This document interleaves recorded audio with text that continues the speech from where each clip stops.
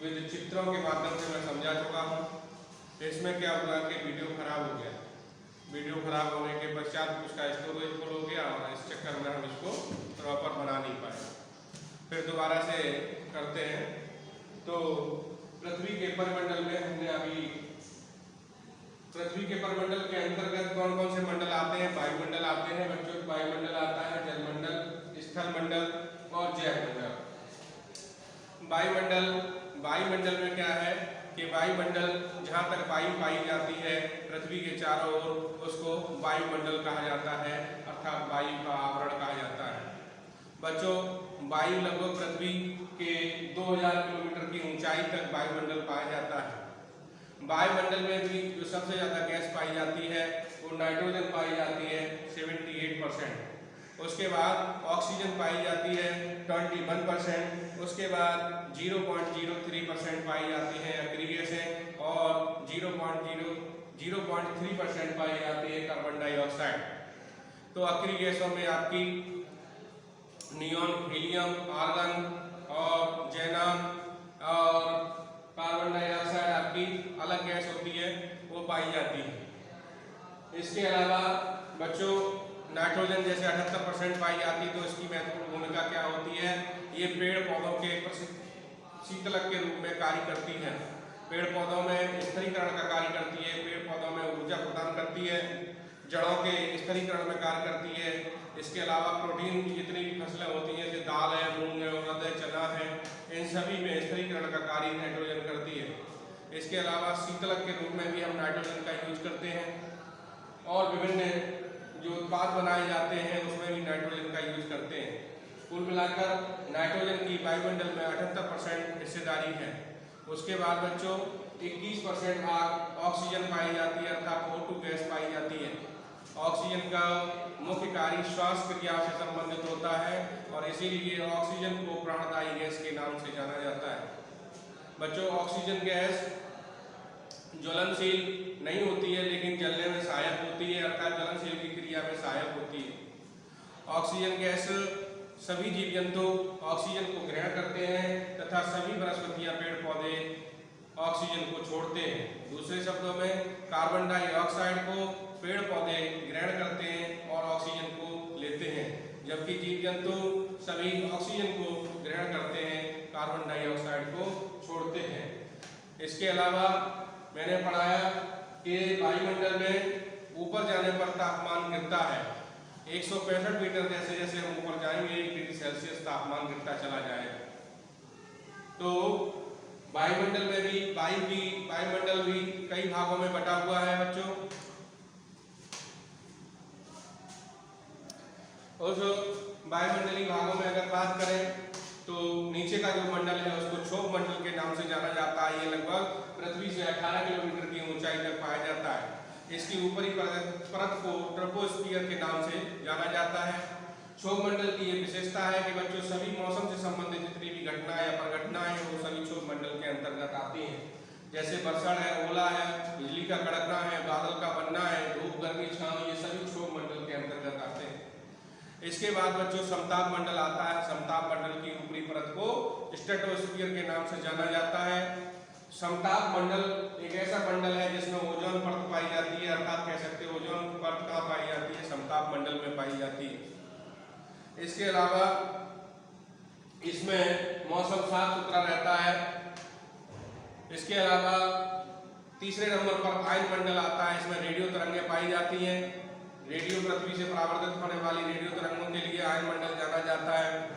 और इसी मंडल में बच्चों आपके सैटेलाइट वगैरह, उपग्रह इत्यादि छोड़े जाते हैं।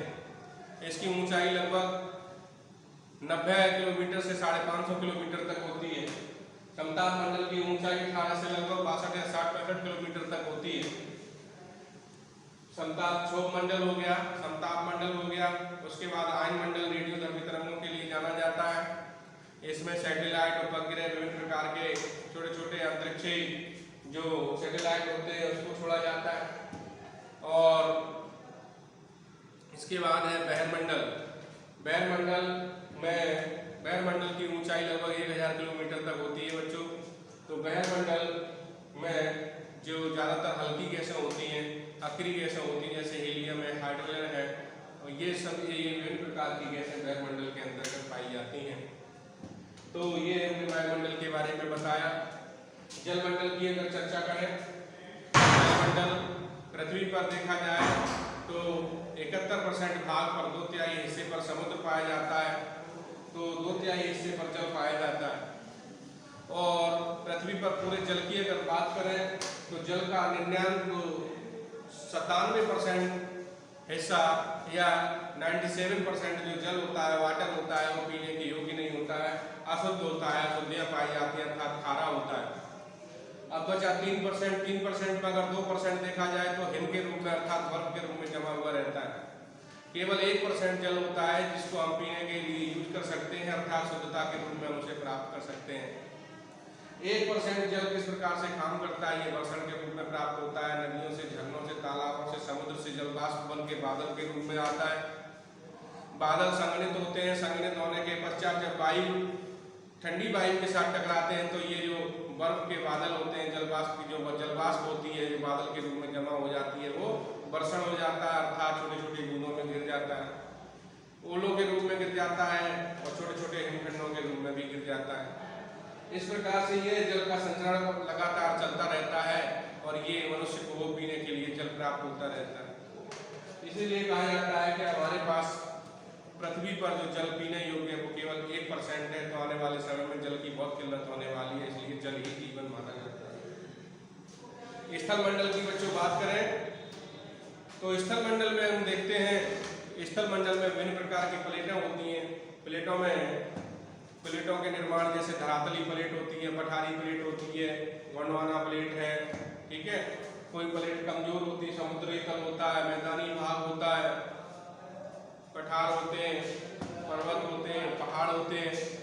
तो ये विभिन्न प्रकार के जो मैदानी भाग है या प्लेट है या पठारी भाग है, जमीन के हिस्सों का जो निर्माण हुआ है वो विभिन्न प्रकार के शैलों से हुआ है, विभिन्न प्रकार की शैलों से हुआ है। और ये जो शैलें हैं 3 प्रकार की होती हैं, जिसको हम आग्नेय शैल, जो आग्नेय शैल होती है उसको प्राथमिक शैल के नाम से भी जाना जाता है। आग्नेय शैल का निर्माण ज्वालामुखी से निकलने वाले लावे से होता है और ये ज्वालामुखी के आसपास या प्रक्षेत्र में जमा हो जाता है। ये शैल काफी कठोर होती है, इसमें जीवाश्म नहीं पाए जाते हैं, द्रवों की मात्रा बहुत कम होती है। इसके बाद अवसादी शैल होती है। पृथ्वी मंडल पर ज्यादातर जो शैलों का निर्माण हुआ है वो अवसादी शैलों के द्वारा ही हुआ है। अवसादी शैल चूना मिट्टी, पत्थर, गाद, बालू, चिकनी मिट्टी, ये विभिन्न प्रकार के जो पदार्थ होते हैं, अवसाद जो होते हैं, वायु के माध्यम से, झरनों के माध्यम से, नदियों के माध्यम से ये निक्षेप होते रहते हैं, बहते रहते हैं तथा एक स्थान पर जहाँ निचला हिस्सा होता है इकट्ठे होते रहते हैं, फिर इकट्ठा होने के पश्चात जहाँ स्थान भर जाता है फिर दूसरे स्थान की ओर निक्षेपित होते रहते हैं। इस प्रकार ये अवसादी शैलों के द्वारा विभिन्न प्रकार के चट्टानों का निर्माण हुआ है, तो ये अवसादी शैल होते हैं। अवसादी शैल का भी स्थल मंडलों के निर्माण में महत्वपूर्ण स्थान है, अर्थात सबसे ज्यादा जो निर्माण हुआ है वो अवसादी शैलों से ही हुआ है। उसके बाद रूपांतरित शैल होती हैं। रूपांतरित शैल या कायांतरित शैल, ये पृथ्वी के वायुमंडल में पृथ्वी के आंतरिक ताप और दाब के कारण जब कभी कोई शैल अपना रूप परिवर्तित कर लेती है उसको कायांतरित या रूपांतरित शैल कहते हैं, जिसको हम मेटामॉर्फिक के नाम से जानते हैं। इसमें सबसे अच्छा उदाहरण अगर देखें तो चूना पत्थर होता है जो ताप और दाब के कारण संगमरमर का रूप धारण कर लेता है। तो ये स्थल मंडल होते हैं। स्थल मंडल में भी अगर बात की जाए तो निश्चित हिस्से पे 48% हिस्सा, लगभग 48 से 47% मैदानी भाग है, कुछ हिस्सा पठारी भाग है, कुछ हिस्सा पहाड़ी क्षेत्र में, पर्वतों के क्षेत्र में है, तो ये स्थल खंड के रूप में जाना जाता है। इसके बाद जैव मंडल आता है। जैव मंडल एक ऐसा मंडल है जो समस्त तीनों मंडलों में पाया जाता है या पारिस्थितिकी तंत्र के रूप में भी जाना जाता है। जैव मंडल में जैविक और अजैविक पदार्थ आते हैं।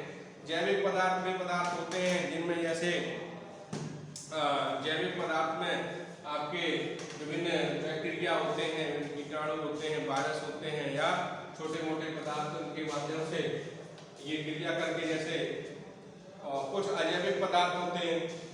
तो ये जो जैव मंडल है बच्चों, हम इसको आगे कल पढ़ाएंगे, ठीक है। तो हमने आपको वायुमंडल, जलमंडल और स्थल मंडल के बारे में चर्चा की है।